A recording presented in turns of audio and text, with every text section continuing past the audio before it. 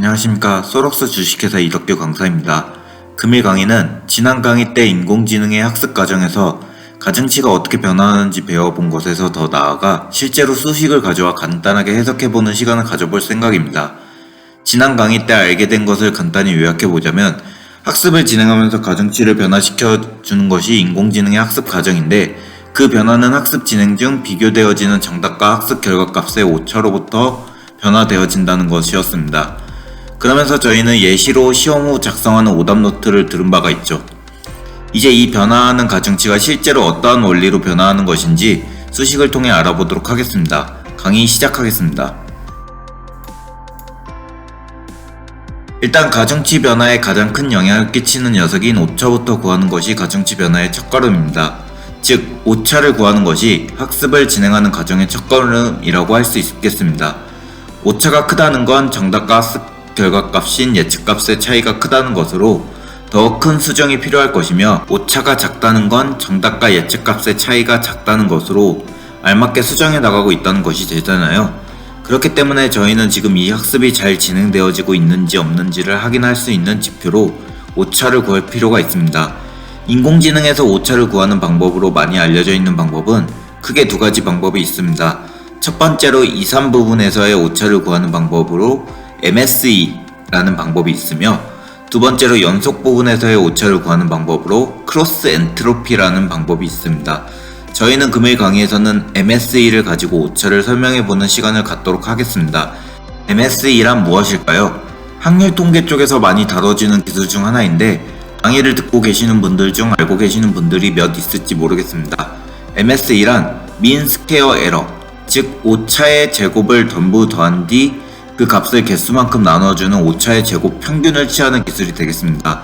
이 MSE를 가지고 오차에 의한 가중치 변화를 설명해 보도록 하겠습니다. 간단한 설명을 위해 이전 강의에서 y가 크기를 가지고 있는 벡터 및 행렬이라고 말씀드렸지만 금일 강의에서는 y를 스칼라라 놓겠습니다. 그러면 자동적으로 y와 비교되어지는 정답, 즉 타겟도 스칼라 값이 되겠죠. y는 정답과 비교되어야 하니 그 말은 즉 정답의 개수는 y랑 동일한 개수라는 것이 되잖아요. 저희는 정답을 t라 명명하고 y와 t의 개수가 스칼라라 가정한 뒤 MSE를 취해보도록 하겠습니다. 이 설명은 그림판을 가지고 설명해 보도록 할게요.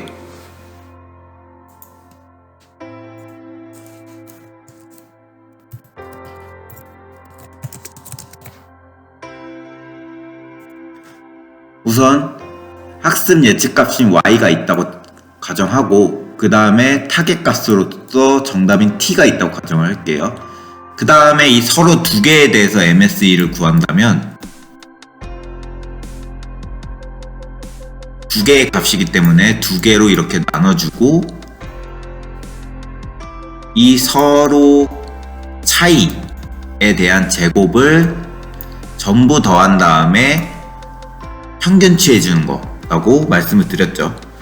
그래서 실제로 MSE를 계산한다라고 한다면 2분의 1의 시그마 y와 t, 그러니까 예측값과 정답값의 오차를 제곱한 것이라고 표현을 할 수가 있습니다.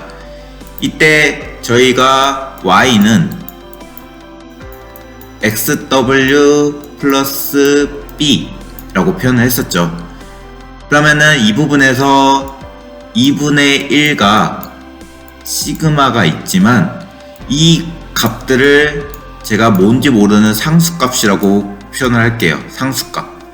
그러면 저희가 초점을 줘야 되는 거는 이 y랑 t의 차이만큼의 제곱, 이 부분에 초점을 주고 한번 계산을 풀어보겠습니다. y-t의 자승에 이렇게 상수값을 곱한 값이 되겠죠.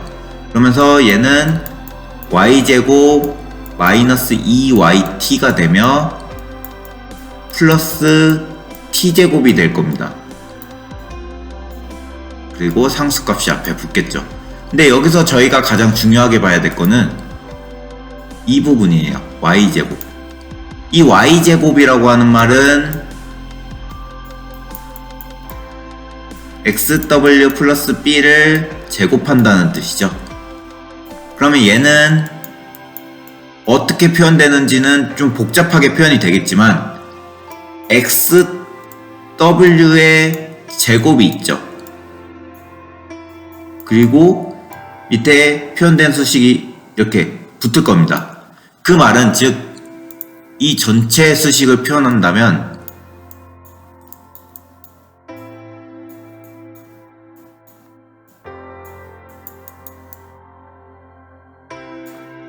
이렇게 수식을 표현할 수 있겠죠. 얘가 즉 MSE니까 오차라는 거죠. 자, 이 부분을 보고 이 오차라고 하는 것이 치역이라고 가정을 하고 이 W라고 하는 것을 정의역이라고 가정했을 때 저희는 이 오차를 치역으로 해서 W를 정의역으로 하는 함수를 표현할 수 있겠죠. 그래 놓고 함수를 한번 그려보려고 했더니 가장 높은 차가 W의 제곱입니다. 이 표현은 2차 함수로 표현이 된다는 거죠. 자, 그러면 오차를 가지고 이 MSE를 가지고 저희가 가중치를 이제 갱신을 할 건데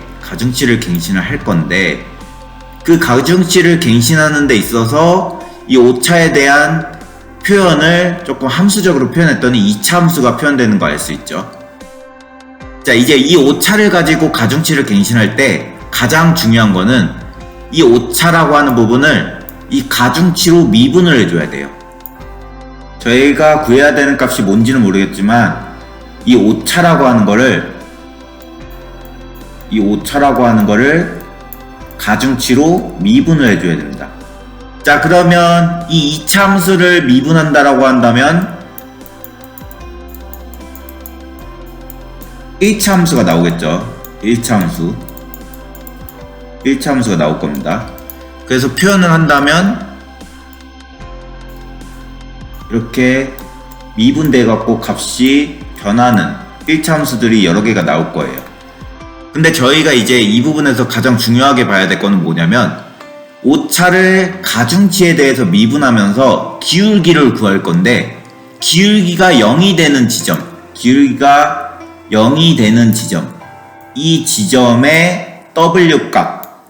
이 지점의 W 값 이게 저희가 학습을 진행하면서 목표로 구해야 되는 가중치 값이라고 보시면 되겠습니다.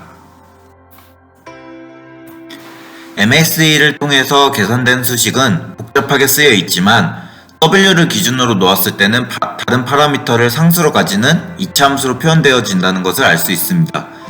오차를 치역으로 두고 가중치 W를 정의역으로 두는 2차 함수를 그린 뒤 저희는 그 2차 함수를 미분하여 0에 근접하는 지점을 찾아가는 작업을 할 것인데 그 0에 근접하는 지점이 저희가 학습을 진행으로 하면서 정답과 학습 결과값이 거의 비슷하게 되었다고 하는 목표 지점이 되어집니다. 학습을 진행하는 과정은 이렇게 오차를 통해 구해진 함수를 미분해서 0에 근접하는 기울기를 구하는 과정이라고 할 수 있겠습니다. 즉, 기울기가 0에 근접하는 지점에서의 W를 구하는 과정이죠. 금일은 학습을 진행하는 과정에서 W가 변화하는데 실제로 W를 어떻게 변화해야 하는 것인지를 수식으로 설명해 보는 시간을 가져왔습니다. 오차로부터 구해진 함수를 미분해서 기울기가 0에 근접하는 지점에서의 W를 구하는 과정이 인공지능의 학습 과정이라 요약할 수 있을 것 같네요. 다음 강의는 오차로부터 구해진 함수를 미분할 때 어떻게 미분하는지에 관한 설명을 추가적으로 이어볼까 합니다. 미분도 적절한 상태에서의 미분이 이루어져야 학습이 더 잘 진행되어지기 때문에 신경 써줘야 할 부분이 있습니다. 금일 강의도 들어주시느라 수고 많으셨습니다. 감사합니다.